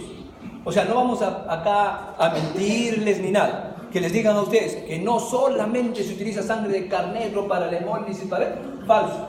También podemos utilizar sangre humana. Cuando no tenemos en los hospitales sangre de carnero, se utiliza sangre humana, del banco de sangre. ¿Está bien? Entonces, ¿pero qué es lo que pasa? Que se puede utilizar más, si tenemos sangre de carnero, mucho mejor. ¿Por qué? Porque su membrana de los hematíes de la sangre de carnero son mucho más lábiles y se rompe con facilidad frente a los estreptococos. Y la hemólisis se ve mucho mejor. ¿Por qué queremos la hemólisis? Porque gracias a esa hemólisis nosotros vamos a poder identificar a cada uno de estos estreptococos. Ahí ya no tenemos muchas pruebas que hacer, chicos. Gracias solamente a la hemólisis vamos a hacer la clasificación. Por ejemplo, miren, hay una clasificación según Rowe que vamos a poder hacer como alfa hemolítica, beta hemolítica o gamma hemolítica. Así sus clasificaciones. Cuando les hablan de una alfa hemolítica, le están hablando de una hemólisis parcial. Una hemólisis que no es total, ¿ya? Y después viene una beta hemolítica, ahí sí le están hablando de una hemólisis total. ¿Qué quiere decir? Que se han alisado todos los glóbulos rojos en su totalidad. En cambio, en el alfa, solamente algunos se han hemolizado y algunos han mantenido su estructura. Y en la gamma, quiere decir que no ha presentado una enzima que destruya los glóbulos rojos. O sea, hay estreptococos que no van a producir hemólisis también. Pero hay estreptococos que producen hemólisis y otros que no. ¿Quién sería el patógeno, chicos? ¿El que produce totalmente, el que produce parcialmente o el que no produce? ¿Quién es el más malo? El que produce totalmente porque te está destruyendo totalmente los glóbulos rojos, ¿sí o no? Entonces, esa es la clasificación según Rowe, ¿no? Alfa hemolítico, beta hemolítico y gamma hemolítico. Las beta hemolíticas son las más importantes porque es una hemólisis total. La alfa es una hemólisis parcial y la gamma son anhemolíticos, no produce hemólisis. Y según Lancelot, mira, se basa dice en el carbohidrato C presente en la pared. Permite clasificarlos en el grupo A, B y C. Según esto ya va a ser con serología, se va a hacer un diagnóstico y se puede clasificar dentro del grupo A o del grupo B o del grupo C, dependiendo de qué carbohidrato contiene en su membrana. Y propiedades bioquímicas que no se utilizan. ¿Ya? Por lo menos para investigación probablemente sí, pero así en los laboratorios no lo utilizamos. Entonces tenemos en dos tipos de clasificación que nosotros podemos hacer el diagnóstico en el laboratorio. Miren, en la clasificación hemolítica, chicos, ¿cómo vamos a hacer el diagnóstico? A ver, dice, en función de su hemólisis debido a la presencia de enzimas extracelulares llamadas estreptolicinas. Esto es importante que lo sepan ustedes. Así como el estafilococo aureus, ¿cuál es su enzima que nos produce daño? O una de las enzimas que nos produce daño es la coagulasa. La coagulasa, porque hemos dicho que se nos produce pequeños coágulos, ¿no? Así, estos también van a tener una enzima que va a destruir tus glóbulos rojos o nuestros glóbulos rojos, porque yo también puedo caer en la UCI algún día. Entonces, miren, estreptolicina, destrucción, ¿no? Destrucción por el estreptococo. Entonces, va a producir ruptura de los glóbulos rojos gracias a las estreptolicinas que destruyen, dicen, los eritrocitos. Estreptococo beta hemolítico es el hemólisis total. Acá, miren, esta es una placa, esta es una foto de una placa, chicos, ¿ya? Ojalá que yo no he podido conseguir en el hospital, sí me hubiera gustado, porque los estreptococos tienen una particularidad, chicos, y ese es el punto débil que se tiene en el curso, ¿no? Pero no en el curso, en el tema. Los estreptococos son muy poco resistentes a la naturaleza. Entonces, cuando uno lo tiene en una placa, máximo te va a durar 1 día o 2 días vivo. Después el estreptococo muere, rápido muere. Sea el estreptococo alfa, el beta o el hemolítico, mueren los estreptococos, son muy poco resistentes. En cambio, un estáfilo tú lo puedes tener 1 semana y el estáfilo va a estar vivo ahí. Y si lo congelas, peor, va a vivir mucho más tiempo. La pseudomonas, ni qué decir de la pseudomonas, ese vive en todo lado, hasta en la gasolina vive, en jabones, gasolina. Ya les vamos a hacer la clase de pseudomonas para que vean en dónde vive la pseudomonas. Entonces, hay bacterias que resisten todo y viven, pero hay bacterias que son muy poco resistentes, por decirles así, débiles, y tienen un corto vida. Solamente van a vivir si es que le seguimos pasando en sangre. ¿Me dejo entender? O sea, está vivo en sangre y ya a cabo de 2 días le pasamos a tragar sangre. Entonces, como tiene los nutrientes, todo va viviendo, ¿no? Pero tendrías que estar pasándole. Y por eso que en los hospitales, cuando se aísla un estreptococo, generalmente se puede volar la cepa 1 o 2 días, después ya no te sirve ya. Yo no he conseguido, pero ojalá uno de los profesores en la mesa haya conseguido un estreptococo beta hemolítico, ¿ya? Para que ustedes vean la hemólisis total que produce. Por ejemplo, es una foto, ¿ya? Esta es una foto donde en una sola placa a alguien se le ocurrió sembrar a los 3 tipos de estreptococos. Lo sembró así, como beta, para que sea algo más didáctico, porque la bacteria crece donde ustedes lo siembran. Si ustedes hacen su B con la bacteria, o sea, agarran la bacteria y le hacen su B, la bacteria va a crecer en esa B, porque por ahí lo han llevado. ¿Sí o no? Hay otros que son románticos y en el día de la semana le ponen te amo. Y la bacteria, ¿verdad? Pues, para esos enamorados en febrero, en los hospitales ahí agarran, tienen su estreptococo beta hemolítico que ha crecido en otro lado, agarran y te amo en la casa. Y ahí le ponen su plaquita al siguiente día, casi bien encendidito, te amo. ¿Por qué? Porque la bacteria crece por donde ustedes la han llevado. Entonces, para esos enamorados, un tipo. Entonces, y las chicas no se dejan sorprender que ya no es originalidad de él. Entonces, mira, este ha crecido, por lo menos me a ver, ha crecido así y ha hecho hemólisis justo por todo esto. Y hace hemólisis, chicos, por eso yo les digo, de repente uno de los profesores ha hecho. Y van a ver cómo la hemólisis ha sido por todo ese. Este es el agar sangre, ¿eh? Acá, donde está el amarillo, antes ha habido hematíes. ¿Y por qué está amarillo? Porque justamente el estreptococo beta hemolítico lo ha destruido al hematíe y ahora está así, por eso está color amarillo. Cuando ustedes ven un color amarillo, ese se llama el beta hemolítico. Cuando ustedes ven un color verde alrededor, ese es el alfa hemolítico. Y cuando no ven nada, es el gamma hemolítico. O sea, no produce hemólisis. Entonces, chicos, ojalá que en la práctica haya un estreptococo beta para que ustedes vean bonito cómo hace la hemólisis, pero tiene que ser bien amarillito todo. O sea, ¿qué significa el amarillito? Que ha sido destruido los glóbulos rojos que estaban acá. Acá ha sido destruido parcialmente, por eso tiene un color verde. Y acá no ha sido destruido, pero ahí está la gama, ¿ven? Acá está sembrado. ¿Ven ahí una manchita? Un blanquito, ¿ven? No una gama, ¿no? ¿Ven? Han puesto la bacteria. Y así ponen, ustedes pueden poner su universidad, también su nombre puede escribir de su universidad, y va a crecer la bacteria, ¿no? Pero lo malo es que va a durar solamente 1 a 2 días, porque después ya saben que el estreptococo muere y todo eso se descompone y ya no se ve mucho la hemólisis, nada. Eso tiene que ser en el momento, un día antes. O sea, el 13 tiene que estar haciendo la siembra. Si ustedes se hacen el 12 o el 11, va a llegar peor. No sé ni qué es lo que va a llegar, chicos, no les recomiendo. Entonces, el 13 tienen que estar haciendo su siembra en la mañana, ¿ya? Para que el 14 a primera hora ya esté ya bien, ahí iluminaditos. Te amo. Entonces tienes estreptococo pentamolítico, hemólisis total, las hemolíticos, hemólisis parcial. ¿Cómo van a reconocer hemólisis parcial? Por un color verdoso. Y cuando no ven nada de hemólisis, ustedes van a decir, es una gama hemolítica, no hay hemólisis. ¿Ya? Acá tienen los principales, miren, clasificaciones. En las alfas hemolíticas tenemos los principales especies a la Pneumoniae y al grupo Milias. En el beta, miren, tenemos clasificaciones grupo A, grupo B, grupo C y G. Solamente nos vamos a abocar al grupo A y B, que son las que producen en humanos. Y la que nosotros, a ustedes estuvieran estudiando veterinaria y todo eso, nos vamos al grupo C y G. Pero como son de facultad de medicina humana, solamente, pero bueno, el C y el G se les pone porque deben saber que también pues a los animales también van a atacar. Ya, que es el Ximilis. Pero miren chicos, principal, ojo, a mí me gusta que el alumno se memoriza todo, porque después cuando llega al internado ni siquiera se acuerda. Por lo menos los principales tienen que acordarse. Miren acá. En las alfas hemolíticos hay muchos estreptococos, chicos, pero los principales es Pneumoniae y el grupo Viridians. De estos dos, el grupo Viridians no es patógeno.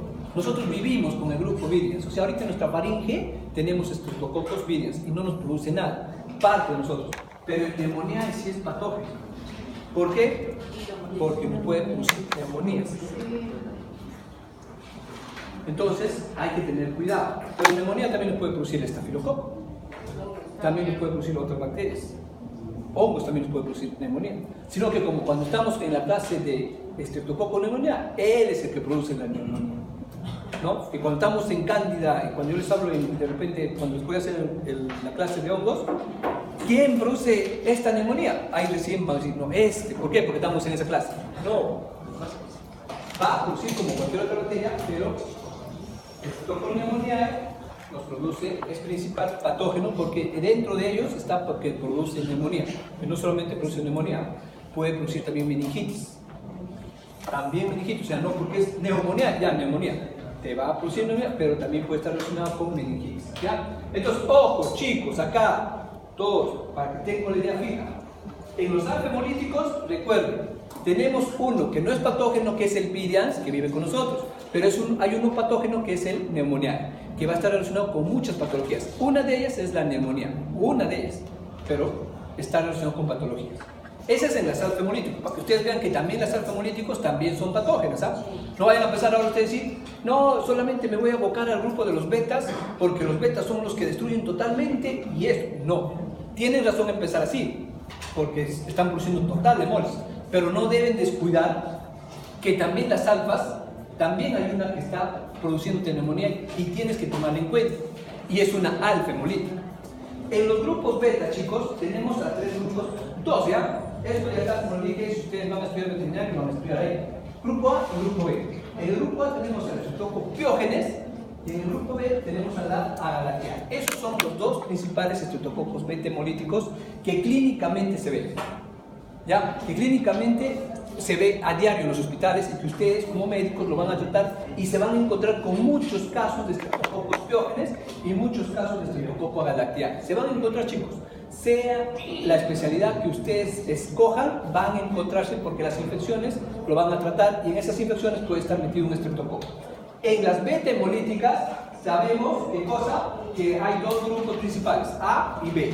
En el grupo A representado por el estreptococo piógenes y en el grupo B por el estreptococo agalactiae, que ahorita lo vamos a ver. Esto, más que nada, el grupo D puede ser estreptococo móvil, pero es más relacionado a animales. ¿Ya? Entonces, graben, Pneumoniae, alfa hemolítico, piógenes, beta, agalactiae, beta. ¿Está bien?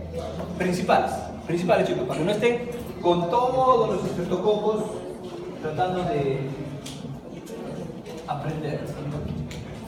Clasificación bioquímica, miren, el estreptococo metamolítico. ¿Cómo lo hacemos la identificación? Así como, ¿recuerdan cómo hemos hecho la identificación del estafilococo en el laboratorio? ¿Cómo lo hemos hecho? Recién lo hemos hecho. Catalasa, coagulasa, manitol, ¿no? Ya, acá no funciona eso. Acá no voy a decir voy a hacer mi manitol. No, porque no es característica de estos grupos. Cada grupo tiene su característica, chicos. No van a pensar que se identifica de una misma, silencio, no vayan a pensar ustedes que se clasifica de una misma manera todas las bacterias. Todas las bacterias se clasifican, los grupos se clasifican de diferentes maneras y hay diferentes pruebas. Para el grupo de los estafilococos, siempre van a utilizar su catalasa, su coagulasa y su manitol salado. Pero para este grupo vamos a utilizar más que nada las hemólisis. Alfa hemolítico o beta hemolítico. Si están frente a un alfa hemolítico, ustedes pueden estar pensando frente a un neumoniae. Si están frente a un beta hemolítico, allá, Piógenes o Agalactiae. Pero ahora, ¿cómo hago la diferenciación entre Piógenes y Agalactiae? Ahí vienen otras pruebas que acá les voy a presentar. Por ejemplo, tenemos que ver a qué es sensible ese estreptococo. Por ejemplo, dice, ¿no? Los beta hemolíticos, sensibilidad a la vacitracina. Se va a poner, se siembra el estreptococo en la placa. Silencio, por favor. Se siembra el estreptococo en la placa y se le pone un disquito de vacitracina ahí, un disquito de antibiótico, y se deja incubando por 24 horas y se ve al siguiente día qué es lo que ha pasado. Si dice, si es sensible significa que el estreptococo no va a crecer alrededor de esta vacitracina porque lo ha matado. Es sensible. Entonces estamos frente al estreptococo Piógenes. ¿Ya? Y otro tipo de estreptococos cuando te sale resistente. Entonces, si yo quiero saber si estoy frente a un estreptococo Piógenes, a mi bacteria beta hemolítica lo siembro en una placa y le pongo ¿qué disquito, chicos? Vacitracina. Y tengo que esperar al siguiente día que sea sensible. O sea, que esté muerto alrededor de este disco. Si no está muerto, quiere decir que es otro estreptococo beta hemolítico, que no es mi Piógenes. ¿Está bien, chicos? Gracias a esa sensibilidad a la vacitracina. Y en otra sensibilidad para las alfa hemolíticas tenemos sensibilidad a la octoquina. Se siembra la muestra, el estreptococo se siembra en toda la placa y se le pone un disco de octoquina. ¿Y quién es sensible al disco de octoquina? El estreptococo neumoniae. Si al siguiente día se observa un halo alrededor de este disco, quiere decir que la bacteria que estaba acá ha muerto porque es sensible a la octoquina. Entonces decimos que estamos frente a un neumoniae. Chicos, para el grupo del martes y para el grupo del jueves, o del jueves o al martes, pero les va a venir esta pregunta. Ahí se apuntan, ¿no? Al toque, que sacan nota. Los que están durmiendo, no sé qué, entre sueños escuchan y ya no va a venir. Sigan durmiendo. Eso no va a venir. Infecciones humanas producidas por estreptococos, acá tenemos lo principal. No, pero el otro es cierto, chicos. Es bastante importante que ustedes sepan a qué es sensible y cómo pueden identificar ustedes el Piógenes y el neumoniae. Sensibilidad a la octoquina y sensibilidad a las vacitricinas. Ha sido pregunta de varios exámenes. No en todos los semestres, pero sí en algunos semestres se ha colocado esas preguntas. Sensibilidad a la octoquina, sensibilidad a la vacitricina, y se les ha puesto. Y algunos alumnos que han hecho caso lo han estudiado y otros alumnos pues siguen viniendo al curso. ¿Ya? Entonces, miren, infecciones humanas producidas por estreptococos, acá tenemos un resumen. ¿Ya? En los estreptococos Piógenes, principalmente faringitis. ¿Quién no ha tenido faringitis acá? Todos en algún momento hemos tenido una faringitis, ¿no? La faringitis. Eso está producido por un estreptococo Piógenes. Cuando ustedes dicen, abre la boca, y al fondo ven manchas rojizas, blanquecinas, con pus, con sangre, eso está siendo producido por un estreptococo beta hemolítico y puede ser el estreptococo Piógenes, chicos. Básicamente, ¿ya? Piel, también mira, faringitis, puede ser infecciones a la piel, a las heridas, neumonía, también miren, ¿ven?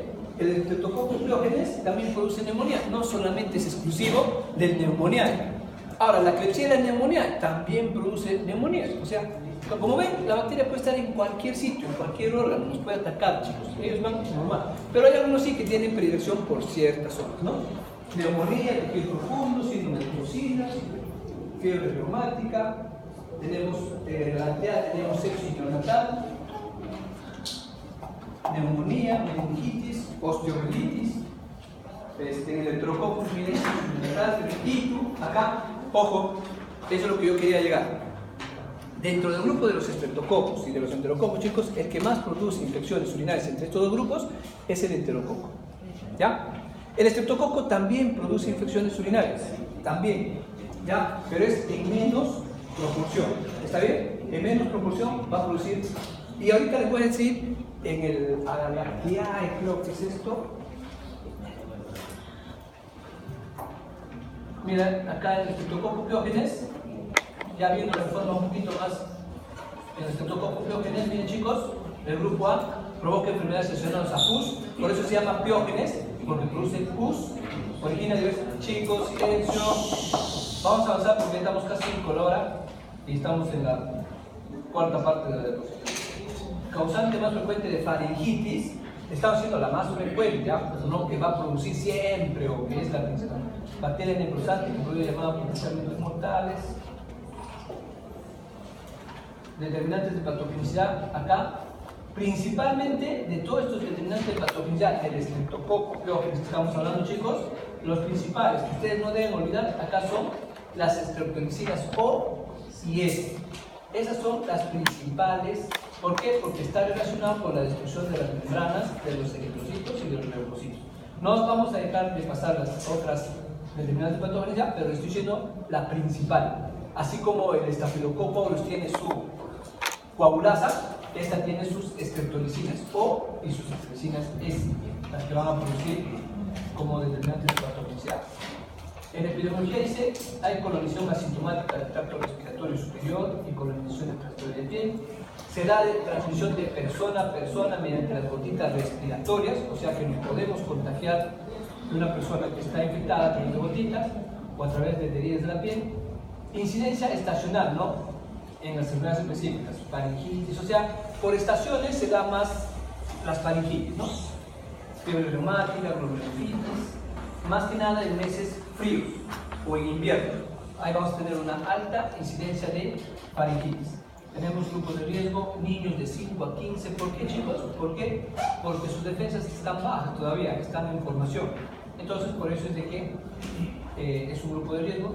Paciente con infecciones extensas de los tejidos blandos y antidermis, que va a producir síndrome del shock tóxico. Cuadros clínicos, como ustedes saben, infecciones respiratorias, básicamente faringitis, sinusitis, otitis, y también puede dar en piel. En piel hemos visto en la primera parte, en estáfilo, hemos visto que cómo producen, ¿no? A diferentes tipos de abscesos, furúnculos. Cuando vean también, puede ser también estrecho, acá les voy a enseñar algunos. Mira, también puede haber un impétigo, escarlatina, erisipela, celulitis, fascitis necrositante. Y en las infecciones no supurativas tenemos a la fiebre reumática, la glomerulitis aguda, ¿no? Acá algunas fotos, a ver. Miren acá, en la faringitis estreptococócica, al fondo ven como unas manchas blanquecinas, ¿no? Es como tapos de pus. Ahí es donde está el estreptococo piógenes, chicos, metido. Y muchas veces esto inclusive está con sangre. ¿Lo ves que ya está haciendo hemólisis? Entonces se está destruyendo también hematíes, membranas. Por eso es que algunos se ven inclusive con... Acá no se ve mucho, pero hay algunas otras fotos ustedes pueden observar con señales de hemorragias. Entonces ahí básicamente es ustedes van a ver este tipo de ¿cómo se llama? De lesión, o van a ver en sus pacientes esta presentación y ustedes tienen que rapidito relacionar con un estreptococo piógenes o un ente hemolítico. El sudado blanco grisáceo. Miren acá el impétigo noduloso, cómo se presenta en el rostro, ¿no? Cómo se presenta en forma de erosiones, evolución rápida o con costras de color ámbar. Entonces, cuando vean estas lesiones, chicos, de costras, marrones o ámbar, así, tienen que pensar también en estrepto y en estáfilo. No se cierren solamente en pensar en estáfilo, porque la mayoría de médicos piensan, como ven que son heridas, eso, la mayoría viene rápido la idea de estáfilo. Y probablemente sí, casi el 60-70% va a ser por estáfilo. pero un 40% puede ser por estreptos también. Porque el médico piensa lo mismo y dice, este es estáfilo.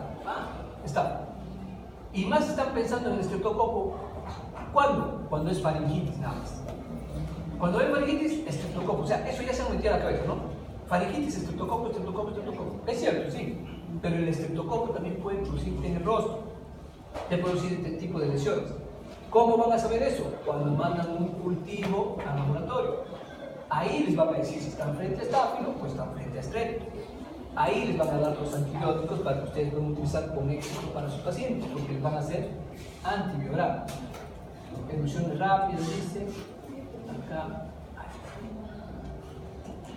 Mira cómo se presenta también esta lesión, más plana, costras amarillentas, gruesas y húmedas en el pétigo.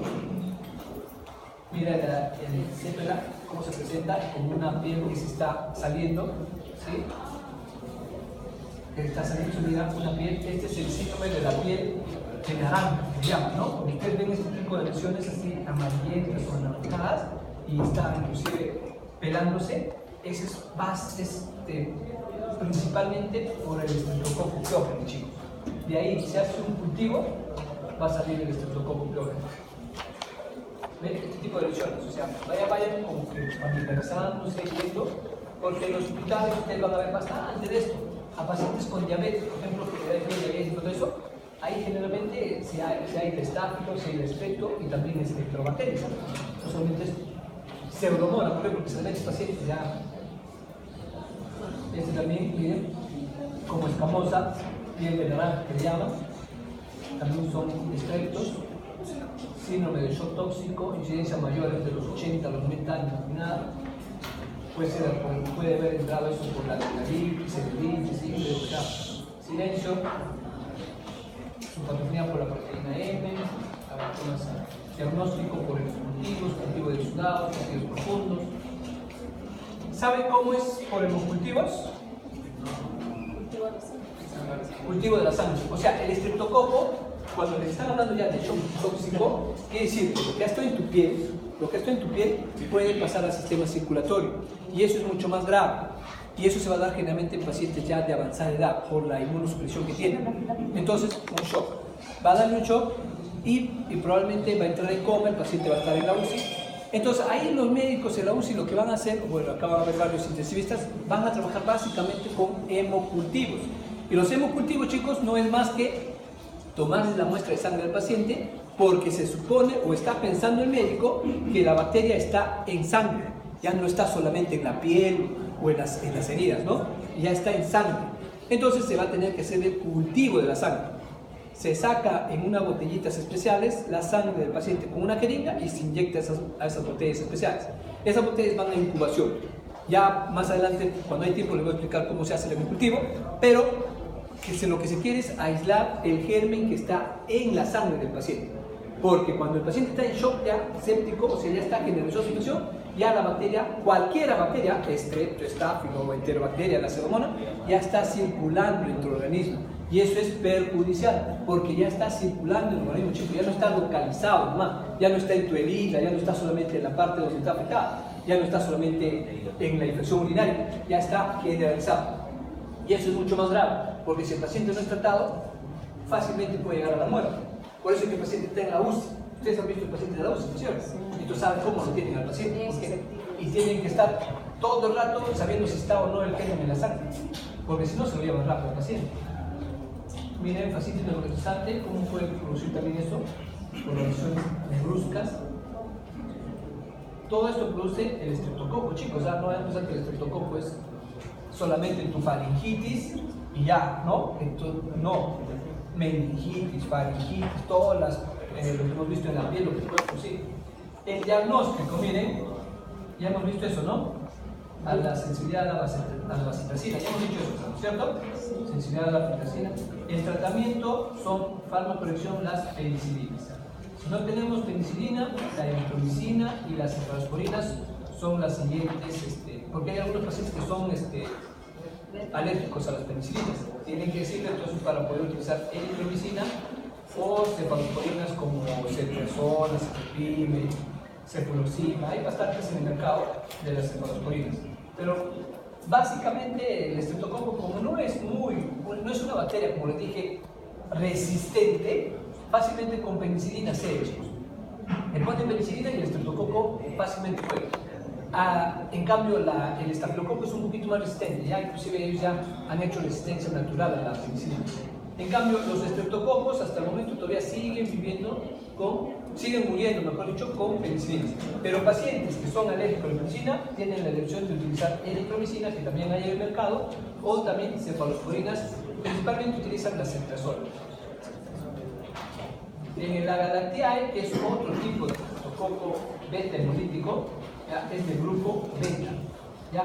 Generalmente dice microbiota normal del tracto digestivo, coloniza el tracto genital, del 15 al 30% de gestantes portadoras, sin medida de infección principales causas de infección de sida, infección de vacíos del grupo. Ya. Acá, del beta hemolítico, ¿qué les puedo decir lo principal, chicos?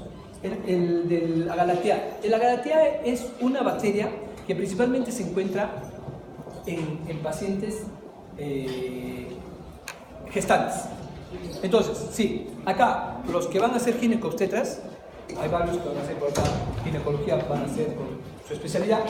Sus infecciones urinarias, chicos, siempre tienen que buscar a sus gestantes Streptococcus agalactiae o este tipo de estreptococo, porque es el que más predomina. ¿Se dan cuenta cuando les hablé del estáfilo y les dije quién es el principal estáfilo que produce infección urinaria? El saprofítico. Pero dentro de los estreptococos, ¿quién es el principal que produce infecciones urinarias? El agalactiae. Streptococcus. Cuando les digo en forma general, ¿quién produce infecciones urinarias? E. coli. Después viene Klebsiella. Dentro del 5% viene estrepto, estáfilo, no fermentadores, hongos, todo lo que ustedes pueden ver. Ahora les estoy hablando de cada grupo. Dentro de los estáfilos, ¿quién produce mayor infección urinaria? No es el aureus, es el saprofítico. Y dentro de los beta hemolíticos, de los estreptococos, ¿quién produce mayor infección urinaria? Los agalactiaes. Está relacionado mucho con infecciones urinarias. Y más que nada se le ha visto en gestantes. Entonces, por eso es que las obstetrices y los ginecos obstetras siempre están con sus urocultivos para sus pacientitas, las gestantes. Tienen que ver que no esté colonizada por un estreptococo agalactiae. ¿Por qué? Porque puede producir ruptura de membrana. ¿No ves que ellos rompen membranas de los hematíes y pueden producir un aborto? Por eso es que es bueno que siempre estén monitorizando a sus pacientes, a sus gestantes, con cultivos, con urocultivos, y que no se halle el estreptococo agalactiae. Por desgracia, chicos, sí les digo, en los laboratorios se aísla bastante agalactiae en gestantes. Siempre tenemos. Viene más por Escherichia coli, pero por ahí crece un agalactiae. Y se tiene que enviar de inmediato la respuesta, de inmediato el resultado, para que el médico dé un tratamiento a su gestante, ¿ya? Porque puede ser perjudicial para el neonato. La epidemiología coloniza en forma sintomática el tracto respiratorio superior y también cliente urinario. Miren, la mayor parte de las infecciones de recién nacidos se adquiere de la madre durante la gestación o en el momento del parto. Puede haber una contaminación. Los hombres y mujeres no gestantes con diabetes mellitus, cáncer o que tienen riesgo elevado a padecer esta enfermedad. O sea, inmunosuprimidos, ¿no? Los que tienen baja defensa. No tiene incidencia estacional. ¿Qué quiere decir? Que se puede presentar en cualquier momento del año. No es como la piógenes que tiene generalmente en los meses fríos.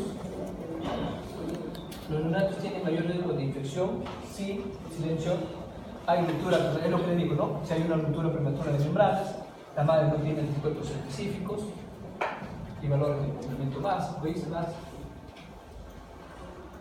Cuadros clínicos: enfermedad neonatal de comienzo precoz, enfermedad neonatal de comienzo tardío, que es mayor a 7 días, infecciones en mujeres gestantes, es lo que yo decía, que tienen que monitorizar a sus pacientitas gestantes, siempre cultivos, así no tengan la sintomatología, chicos, siempre ustedes tienen que enviar cultivos a sus gestantes. Eso es ya como un control. Siempre que van a las consultas, van a hacer ¿cómo se llama? Van a sus chequeos, siempre tienen que mandarle el cultivo a sus gestantes. Porque pueden por ahí estar colonizados con un estreptococo y no vamos a esperar todavía hasta el momento del parto para que pueda contagiar al bebé. Entonces siempre tienen que estar con cultivos en cada control. El diagnóstico, ¿cómo se va a hacer el diagnóstico? El diagnóstico del estreptococo agalactiae, solamente para la agalactiae, estoy hablando, chicos, no estoy hablando para los otros estreptococos Betemolítico, porque ustedes ya saben cómo se hace el diagnóstico para el piojos, ¿no es cierto? Pero para la Galactiae se hace por la prueba de CAM. Ojalá el semestre pasado tuvimos suerte de haber conseguido un CAM y salió bonito y se les presentó a los alumnos la prueba de CAM. Pero como les dije, no es porque teníamos la suerte de que un día o 2 días antes habíamos tenido un estreptococo Galactiae en el hospital y le pudimos hacer la prueba, porque es sencillísimo. Pero si no, ya no se puede hacer. Entonces, ojalá que uno de los profesores haya conseguido un estreptococo Galactiae y haya hecho su prueba de CAM. Se van a pasar de mes en mes a la plaquita si es que así ha sido. ¿Ya? Entonces, ¿qué significa la prueba de CAM? En modo de sangre se le pone una espía de estafilococo aureus, una espía, y se cruza con cepas de Streptococcus agalactiae. Si es Agalactiae, va a ser esta flechita, la cabecita de la flechita, ¿sí? Hay una sinergia de la hemólisis. Entonces, cuando se forman las flechitas, chicos, estoy diciendo que es un Agalactiae, porque ha reaccionado con el estafilococo aureus que está acá, potencian, el estafilococo también hace hemólisis, potencian su hemólisis los dos y hacen que se forma esta cabecita de flecha. En cambio, cuando no es Agalactiae, no te forma nada. Por ejemplo, acá puede haber otro estrepto acá y no te formó nada, solamente creció su hemólisis y no te puso la flechita de la cabecita como flechita. Entonces, no estamos hablando de un Agalactiae. Puede ser otro tipo de estreptococo, ¿no? Hemolítico, pero no es el Agalactiae. El Agalactiae es el que te hace la prueba de CAM positivo.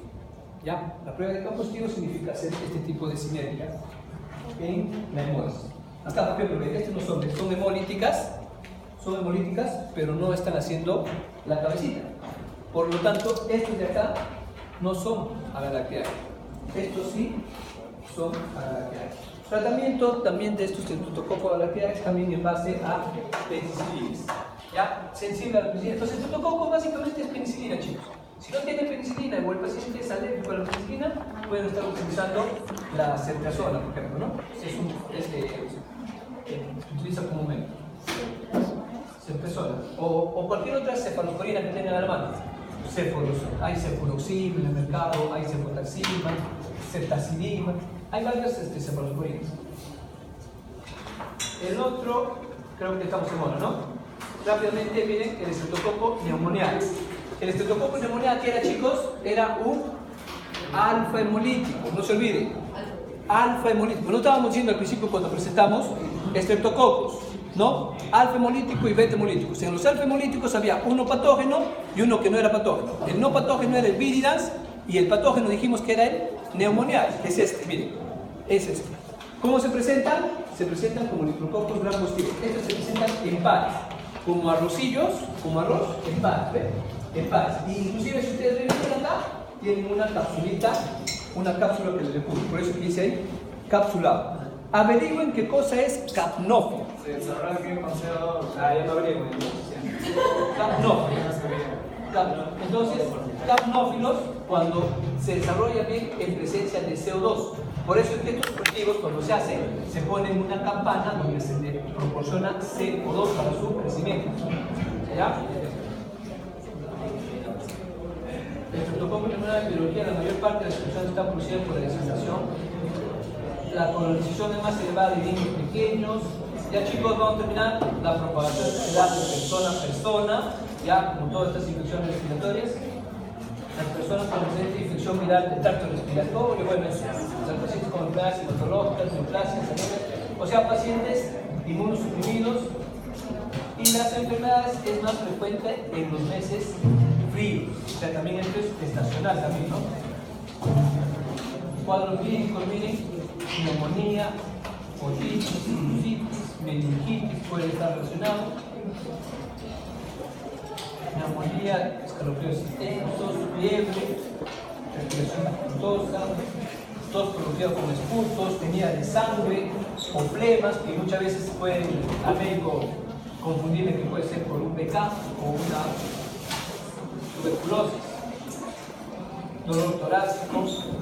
El diagnóstico de este pneumoniae, miren, puede hacerse con diferentes muestras. Básicamente puede ser expulso, líquido pleural, sangre, y también la identificación lo hacemos con una adquisición GRAM y pruebas bioquímicas como la catalasa y la optoquina. Pero principalmente catalasa, no chicos, miren, también, ¿no? Pero la optoquina que les dije al principio, ¿no?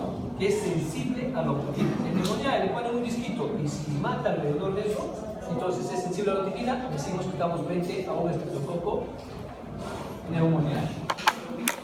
Tratamiento también con penicilinas.